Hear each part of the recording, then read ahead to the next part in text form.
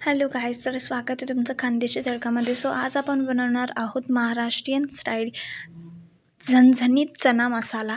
So इथे सर्वात आधी चना मसाला बनवण्याकरता आपण इथे मिक्सरमध्ये कोथिंबीर टाकलेला आहे आणि आपण इथे 2 टमाटे जे मोठे असतात ते चिरून घेतलेले आहे. त्याला छान पद्धतीने आपण चिरून घ्यायचं आहे. त्यानंतर आपण इथे कांदा घेतलेला आहे एक मोठा, त्यालाही बारीक चिरून घ्यायचं आहे आणि त्याची मिक्सरमध्ये पेस्ट तयार करून घ्यायची. त्यानंतर इथे जे आपले चणे आधी शिजवून घेतलेले होते मी, ते इथे शिजून झालेले आपले चणे. त्यानंतर आपण कढईमध्ये तेल टाकून फोडणी द्यायची सुरुवात करायची. तर इथे सर्वात आधी आपण 2.5 पळी तेल टाकलेलं आहे. त्या तेलला चांगलं गरम होऊ द्यायचं आहे. त्यानंतर आपण इथे टाकायचं आहे जिरं, 1 चमचा जिरं, छोटा चमचा जिरं टाकायचं आहे. आणि त्यानंतर आपले जे खडा मसाल्याचे वेगवेगळे प्रकार असतात ते आपण इथे टाकायचे. तर इथे सर्वात आधी त्यानंतर आपण इथे आपण सर्वात आधी जिरं टाकलं आहे. त्यानंतर जो खडा मसाला असतो आपला ते टाकलेलं आहे. इथं खडा मसाला टाकून झाल्यावर त्यानंतर आपण जे पेस्ट बनवून घेतली होती कोथिंबीर, टमाटर, कांदा आणि लसूणची, ते आपण याच्यामध्ये टाकायची. त्याला चांगलं निपटून घ्यायचं आहे. त्यानंतर आपण इथे थोडा जो आपला हळद असते अर्धा चम्मच ते इथं टाकलेली आहे. त्यालाही चांगलं होऊ द्यायचं आहे. चांगली छान उकळी येते याला, बघू शकता. आणि आता आपण याला चांगलं हलवून घेऊ. छान एकदम त्याला चांगलं होऊ द्यायचं आहे आपण तेलामध्ये.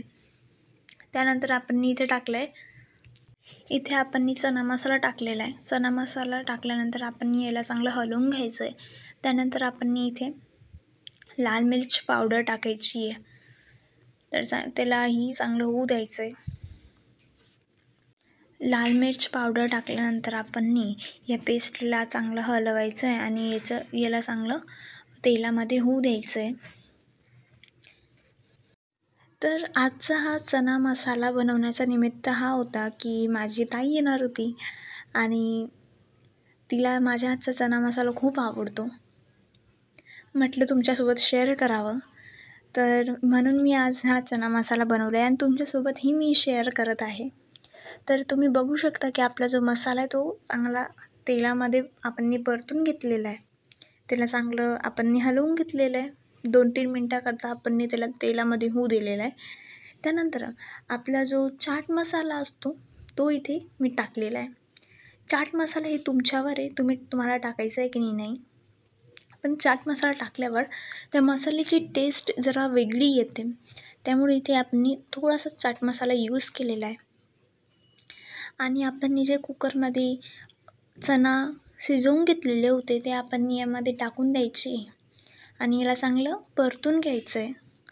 आणि चना मसाला एकदम छान इझी आणि सोपी पद्धत आहे. सर्वात मोठी गोष्ट तर आता आजच्या मुलांना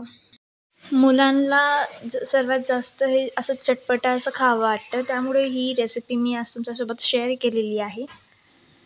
आमच्या गावाकडे अशीच म्हणजे चना मसाला बनवतात, तर त्यामुळे आम्ही आज इथे चना मसाला बनवलेला आहे. आणि ही रेसिपी तुम्ही नक्कीच ट्राय करून बघा. मी रिक्वेस्ट करते की तुम्ही हे एक वेळेस ट्राय करूनच बघा, कारण इतकी छान चांगलं बनतं हे चना मसाला. आपला चना मसाला असा तिखट लागतो, चटपटा लागतो. तर हे तुम्ही नक्कीच बनवू शकता खूप छान चांगल्या पद्धतीने. आता इथे वरतून कोथिंबीर टाकलेला आहे. आता कोथिंबीर वरतूनच टाकतो आम्ही, कारण कोथिंबीरचा थोडा वेगळा टेस्ट लागतो यासोबत, म्हणून